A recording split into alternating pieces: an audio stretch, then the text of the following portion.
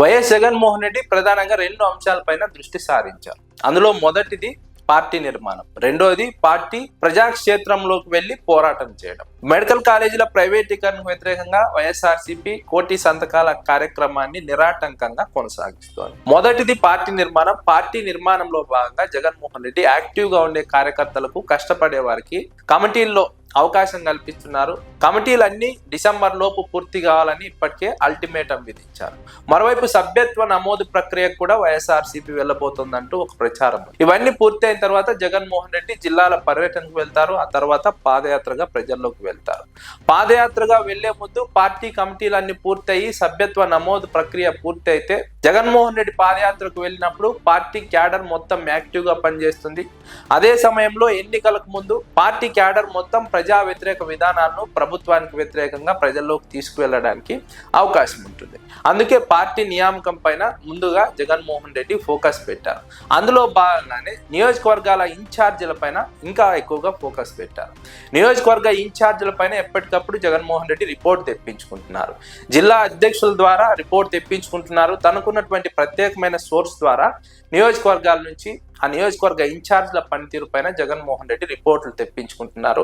అక్కడ నియోజకవర్గ ఇన్ఛార్జ్ ఎలా పనిచేస్తున్నారు, యాక్టివ్ గా ఉంటున్నారా లేదా, కార్యకర్తలతో ఏ విధంగా ఉంటున్నారు, పార్టీ కార్యక్రమాలు ఎలా నిర్వహిస్తున్నారు, అక్కడ స్థానిక సమస్యలను ఎలా అడ్రస్ చేస్తున్నారు, ప్రజా సమస్యలపై ఎలా పోరాడుతున్నారు, అక్కడ ఉన్నటువంటి ప్రజలకు ఎలా అండగా నిలబడుతున్నారు, పార్టీ వాయిస్ ను ప్రజల్లోకి ఎలా తీసుకువెళ్తున్నారు, ప్రభుత్వ ప్రజా వ్యతిరేక విధానాలను ఎలా తీసుకువెళ్తున్నారు, ప్రభుత్వ వైఫల్యాలను ప్రజల్లోకి ఎలా తీసుకువెళ్తున్నారు, ఇలా కీలక అంశాలపైన జగన్మోహన్ రెడ్డి దృష్టి సారించారు. ఎప్పటికప్పుడు రిపోర్ట్ తెప్పించుకుంటున్నారు.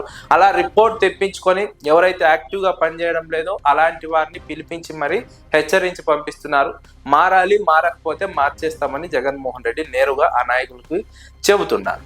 అందులో భాగంగా ఇటీవల ఒక 20 మంది నాయకుల్ని జగన్మోహన్ రెడ్డి పిలిపించుకున్నారు, మాట్లాడారు. నియోజకవర్గాల్లో పార్టీ పరిస్థితి మారాలి, నాయకుల పరిస్థితి మారాలి, పార్టీ బలోపేతం కావాలి, డిసెంబర్ లోపు నాయకులంతా సెటరైట్ కావాలి, నియోజకవర్గాల్లో పార్టీ యాక్టివ్ అయ్యి పార్టీ నిర్మాణం బలం అయితేనే వచ్చే ఎన్నికల్లో గెలవడానికి అవకాశం ఉంటుంది, లేదంటే ఇబ్బంది పడతాం, యాక్టివ్ గా లేని వారు పక్కకు తప్పుకోవచ్చు, కొత్త వారు ఆ స్థానంలోకి వస్తారు, లేదంటే ఇబ్బంది పడతామని జగన్మోహన్ రెడ్డి సూటిగా ఆ నాయకులకు చెప్పినట్టు రాజకీయ వర్గాల్లో ఒక ప్రచారం ఉంది. అయితే జగన్మోహన్ రెడ్డి ఇంత ఫోకస్డ్ గా ఎందుకు వెళ్తున్నారు, ఇంకా ఎన్నికలకు దాదాపు 3 ఏళ్ల పైన టైం ఉంది, ఎందుకు ఇంత ఫోకస్డ్ గా వెళ్తున్నారు అన్నది ఒక చర్చ. ఎందుకంటే జగన్మోహన్ రెడ్డి ఇప్పుడు ఫోకస్డ్ గా వెళ్ళకపోతే ఎన్నికలు ఎప్పుడైనా రావచ్చు. ఒకవేళ బీజేపీ కనుక 2027లో జమిలీ ఎన్నికలు నిర్వహిస్తే అప్పటికప్పుడు ఇవన్నీ కూడా సెటరైట్ చేసుకోలేరు. గత ఎన్నికల్లో నియోజకవర్గాల్లో ఉన్నటువంటి సమస్యల కారణంగా ఇన్ఛార్జీలు సరిగా వ్యవహరించకపోవడం, లేదంటే ఎమ్మెల్యేలు సరిగా పనిచేయకపోవడం కారణంగా, కార్యకర్తలతో సరిగా లేకపోవడం, గ్రూపు విభేదాల కారణంగా పార్టీ నష్టపోయింది. అయితే ఈసారి ఆ పరిస్థితి రాకుండా ఇప్పటి నుంచే నియోజకవర్గాల ఇన్ఛార్జీల పనితీరును పర్యవేక్షిస్తూ, మానిటర్ చేస్తూ, సరిగా పనిచేస్తున్నారా లేదా, యాక్టివ్ గా ఉన్నారా లేదా అని జగన్మోహన్ రెడ్డి మానిటర్ చేస్తున్నారు. యాక్టివ్ గా ఉన్న వారిని ప్రోత్సహిస్తున్నారు, యాక్టివ్ గా లేకపోతే పక్కన పెట్టేస్తున్నారు, కొత్త వారిని నియమిస్తున్నారు.